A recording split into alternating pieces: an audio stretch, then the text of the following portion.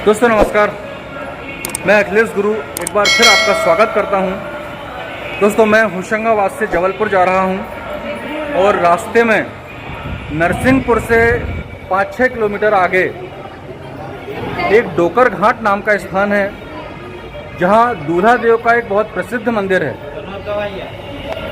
तो हम चल रहे हैं दूल्हा देव के दर्शन करने और दूल्हा देव की कहानी मैं आपको सुनाऊंगा।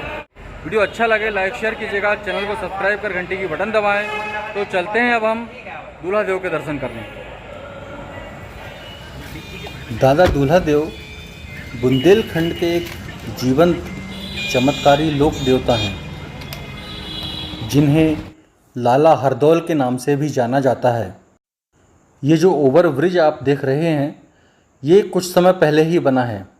जब ये बन रहा था तो रोड के नक्शे में मंदिर के ऊपर से इसे ब्रिज को जाना था।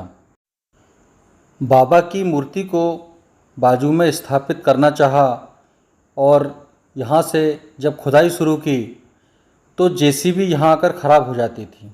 3-4-5 जेसीबी यहाँ आकर ख़राब हुई और उसके बाद इंजीनियर को दादा दूल्हा देव ने सपने में दर्शन दिए और कहा कि मुझे यहाँ से मत हटाओ, मैं यहीं रहूँगा, नहीं तो अंजाम अच्छा नहीं होगा। पहले तो इंजीनियर ने इस बात को लाइटली लिया, किंतु जब बाद में स्वयं आकर देखा कि अच्छी भली मशीन यहाँ आकर ख़राब हो जाती है और उसके घर परिवार में कुछ समस्याएं उत्पन्न होने लगीं, तो उसने दादा दूल्हा देव को वहीं स्थापित किया, उन्हें प्रणाम किया, मंदिर का निर्माण हुआ और बाजू से इस पुल का निर्माण हुआ। ऐसे चमत्कारी लोक देवता हैं हमारे दूल्हा देव महाराज। दूल्हा देव को लाला हरदौल के नाम से भी जाना जाता है। बुंदेलखंड में इनके कई स्थान हैं। 16वीं सदी में राजा वीर सिंह का शासन था ओरछा में। उनकी पत्नी थी गुमान बाई, जिनके यहाँ लाला हरदौल का जन्म हुआ। इनके एक बड़े भाई थे और एक बहन थी। भाई का नाम जुझार सिंह था और बहन का नाम कुंजा था। लाला हरदौल बचपन से ही बहुत बहादुर थे और बहुत बड़े भक्त थे माँ विंध्यवासिनी के। माँ विंध्यवासिनी ने इन्हें दर्शन दिए और उनके आशीर्वाद स्वरूप लाला हरदौल की शक्ति कई गुना बढ़ गई, जिससे उनके दुश्मन खौफ खाते थे। लाला हरदौल की भाभी का नाम चंपावती था, जिनसे लाला हरदौल माता के समान प्रेम करते थे।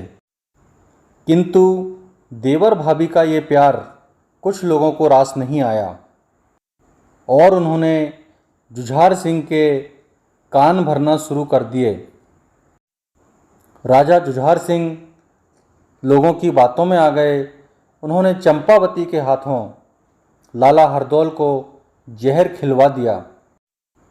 लाला हरदौल ने अपनी भाभी माँ का सम्मान रखने के लिए सब जानते हुए भी जहर पी लिया और वे अमर हो गए। जब लाला हरदौल ने अपनी देह त्याग दी तो उसके बाद जुझार सिंह पर उनके दुश्मनों ने हमला कर दिया, जिसमें वे भागकर जंगल में छुप गए, किंतु दुश्मनों ने उन्हें वहाँ भी खोज कर मार डाला। इस तरह जुझार सिंह को भी अपनी करनी का फल मिल गया। लाला हरदौल ने अपने अनुयायियों को सपने में दर्शन दिए और कहा कि चिंता मत करो, मैं तुम्हारे साथ ही रहूँगा। इस प्रकार कालांतर में लोक देवता के रूप में लाला हरदौल की पूजा की जाने लगी और पूरे बुंदेलखंड में जगह जगह लाला हरदौल के स्थान बन गए। कहते हैं उनकी बहन कुंजा को इस सब घटनाक्रम का पता नहीं था। उसके घर जब लड़की की शादी होनी थी तो जब वो मायके आई तो उसे सारी बातों का पता चला। उसने रोते हुए लाला हरदौल की समाधि पर आमंत्रण दिया और कहा कि भैया आप होते तो कितना अच्छा होता, मेरे यहाँ मेरी बेटी की शादी में आते। इस तरह रोते रोते वो वापस चली गई। लाला हरदौल ने अपने सरदारों को सपने में कहा कि पूरा साजो सामान लेकर मेरी बहन के घर पहुँचो, उसके यहाँ शादी है। शादी के समय मायके पक्ष के लोग अपनी बहन बेटी के यहाँ बहुत सारा सामान लेकर जाते हैं उपहार स्वरूप, जिसे मायरा कहा जाता है। जब सारे सरदार शादी में पहुँचे और उन्होंने बताया कि लाला हरदौल ने हमें भेजा है ये सब सामान लेकर, तो बहन बहुत भावुक हो गई और रोने लगी। उसने कहा कि देखो, आज मेरा भाई होता तो मुझे कितनी खुशी होती। उसी समय एक खम्बे से आवाज़ आई, बहन चिंता मत कर, मैं आ गया हूँ, मैं यहीं हूँ और तू आके इस खम्बे से मिल, तुझे अपने भाई से मिलने का अनुभव होगा। कुंजा जब खम्बे से मिली तो वहीं लाला हरदौल प्रकट हो गए। दोनों बहन भाई का मिलन हुआ। बहन अपने भाई से लिपटकर बहुत रोई। लाला हरदौल ने कहा, चिंता मत कर, मैं आ गया हूँ, किंतु ये बात तू किसी से कहना मत।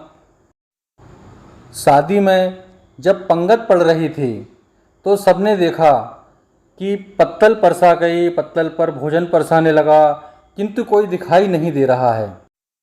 यह चमत्कार देख सभी लोग अचरज में पड़ गए। यह सब देख दूल्हा अड़ गया कि मुझे बताओ ये कौन है जो इस तरह अदृश्य रहकर पंगत में परोस कर रहा है। कुंजा ने कहा, ये मेरे भाई हैं। दूल्हे को भरोसा नहीं हो रहा था। तब कुंजा ने कहा, भाई कृपा करो और इन सभी को दर्शन दो। कुंजा की विनय सुनकर लाला हरदौल प्रकट हो गए। सभी ने उनको प्रणाम किया, उनसे आशीर्वाद लिया और दूल्हे ने उनसे एक वचन ले लिया कि जब भी कभी शादी होगी हम तुम्हें बुलाएंगे और आपको आना पड़ेगा।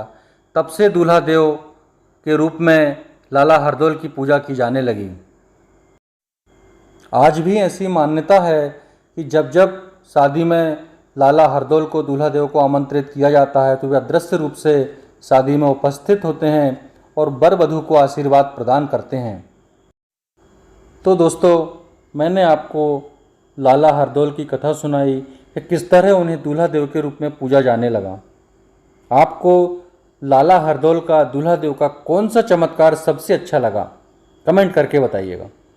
वीडियो को लाइक शेयर करें, चैनल को सब्सक्राइब करें अब तक ना किया हो तो, बेल आइकॉन प्रेस करना ना भूलें ताकि इसी तरह अच्छे अच्छे वीडियोस के नोटिफिकेशन आपको जल्द से जल्द मिल सकें। बहुत बहुत धन्यवाद। जय हो दादा दूल्हा देव महाराज की। हर हर महादेव शंभो।